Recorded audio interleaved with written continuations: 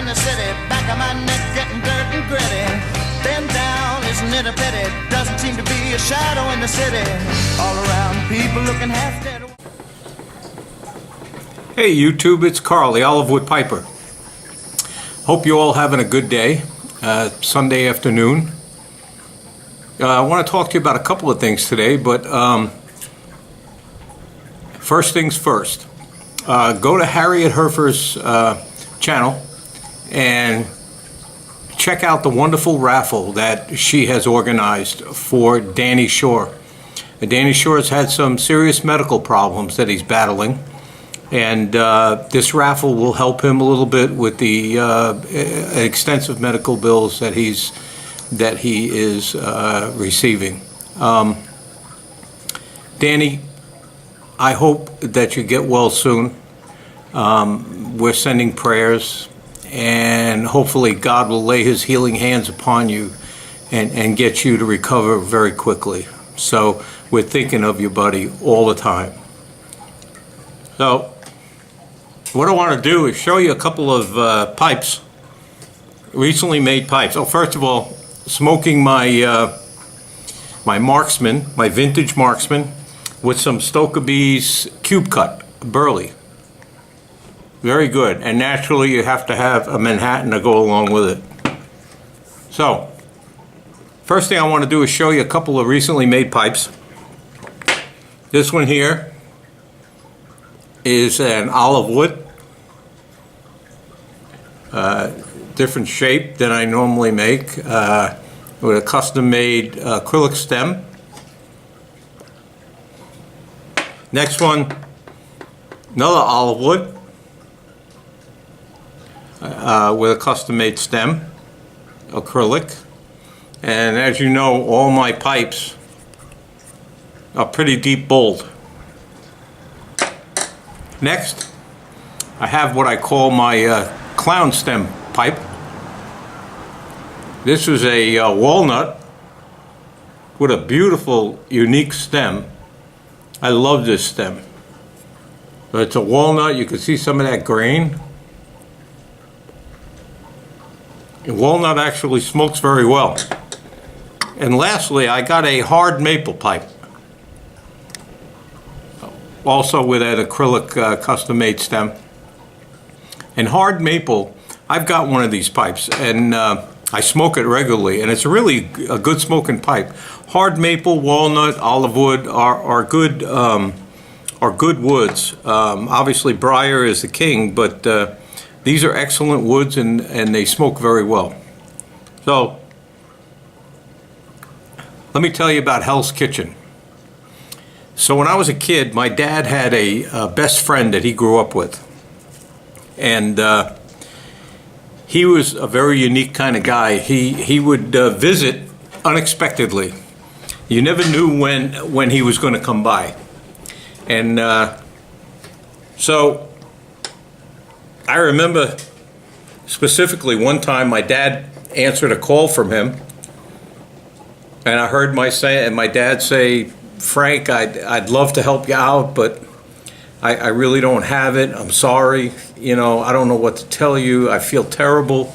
So after my dad got off the phone, I said, "What was that about?" He said, "Well, Frank wanted me to send him some money for bail." And Frank would disappear from time to time for a year, 2 years, and I believe that he might have been the guest of the authorities during those times. He was a wonderful guy, but had a propensity, you know, for getting himself, I believe, into some trouble. But so anyway, one day Frank comes and visits, unexpectedly as usually. My mom always made plenty of food. It was on a Sunday, and he's telling my dad that he recently purchased a couple of gas stations. How, I don't know. We didn't get into that, but and he purchased these gas stations, and he started a club that was dedicated just to driver-owner taxi people. So people that own their own vehicle medallions which many years ago in New York City was a very, very hot commodity to have one of these medallions. So he was talking about the fact that, he's needing to hire people and that sort of thing. And I was looking for a summer job. I was 16 at the time. And I said, hey, I'd be interested in working for you. And he said, well, that's great.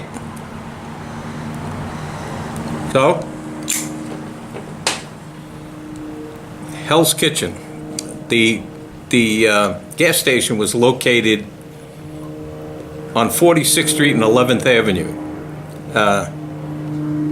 which at that time was part of the Hell's Kitchen community, and there's a reason they called it Hell's Kitchen. So I would take the subway from Brooklyn, get out at 42nd Street and Broadway, and walk about 9 or 10 blocks, city blocks, which are huge, to the gas station. And my job was to pump gas, And it was in the summer in New York City, hot, humid.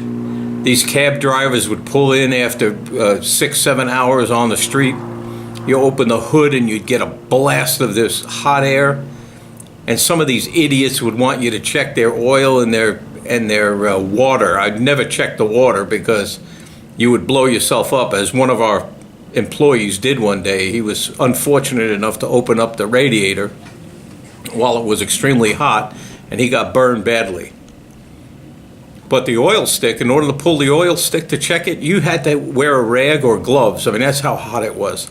So anyway, and this is no offense to cab drivers, but man, I met some real surly people. They were just, unfortunately, not the nicest people. They were very gruff, rude, and at a young age, I started to realize, there are people out there like that. I was only making $1 an hour at the time, if you can believe that.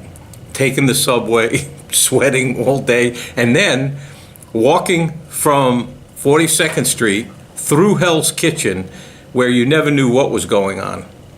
It was a very rough neighborhood. So anyway, about a block away, the cruise ships used to pull in. I remember two, the Leonardo da Vinci and the Michelangelo, and they were transatlantic cruise ships. So whenever the cruise ships pulled in, these guys, the crew would get off the boat, and they had time to hang out in New York City. And often they would come off the boat with liquor, unopened bottles, that they would sell. And my dad wasn't a big drinker, but he kept liquor in the house for when entertaining people and that sort of thing. So I figured, this would be a great way for me to get my dad some inexpensive liquor. So I think I would buy bottles of top-of-the-line scotch for like $3 a piece. Give the guy $3. They couldn't even speak English. These guys were all Italian. And gave him $3, gave me the bottle. I'd take it home to my dad. And one day, one of the crew comes walking down the street, and I see he's got a bag, I think, oh, he's got some liquor. I go up to the guy, and I communicate, how much, $3. Okay. Pay him the $3, and I take the bag. Next thing, this gentleman approaches me in a suit. And he says, hey, what do you got there? I said, oh, it's a great deal. I said, these guys come off the boats, and they come out with liquor, and you buy $3 a bottle, best scotch. And then the inevitable happened. Takes out his wallet and shows me he's with the Department of Treasury, IRS. And I thought to myself, well, no big deal. He said to me, do you know what you're doing is illegal? I said, what's illegal about it? Now, I was underage. I was 16 and drinking was 18, the legal age. So I said, well, it's not for me, it's for my dad, you know. He said, that's not the point. He said, that liquor is not taxed, and it's coming into this country illegally. And by you purchasing that liquor, you're committing a crime. And I thought, oh my God. And I said, I'm really sorry. You know, I had no idea. And I swear to God, I really didn't. You got to understand, I grew up in Brooklyn where people bought cartons of cigarettes out of the trunk of a guy's car. We also bought suits out of a guy's living room on a rack. And I was always told, oh, he's in the garment business. And I thought to myself, but this guy's got racks in his living room and he's in the garment business. It shows you how naive I was, even at 16. Anyway, well, he says to me, tell you what, get the hell out of here. Don't let me catch you here again. He said, if I catch you here again, I'm going to lock you up. And he let me keep the liquor, which today, oh my God, God knows what they do to me today. But I scurried the hell out of there and went back to the gas station, you know, and continued working. So my dad's friend, he was a bit of left of center. So he says to me one day, he says, hey, listen, I parked my Jeep over by the docks. You think you can go over there and get it for me? So I said, I don't have a driver's license. He said, you know how to drive? I said, yeah, I think so, but I don't have a license. He said, I didn't ask you if you had a license. Do you know how to drive? I said, yeah, no problem. Stupid. Gives me the keys. I go, I find the Jeep. Now I'm under the West Side Highway. Very busy there because by the docks. Traffic whizzing around. I get in this Jeep. It's a stick shift. Oh my God. So I figure, well, I got to figure this thing out.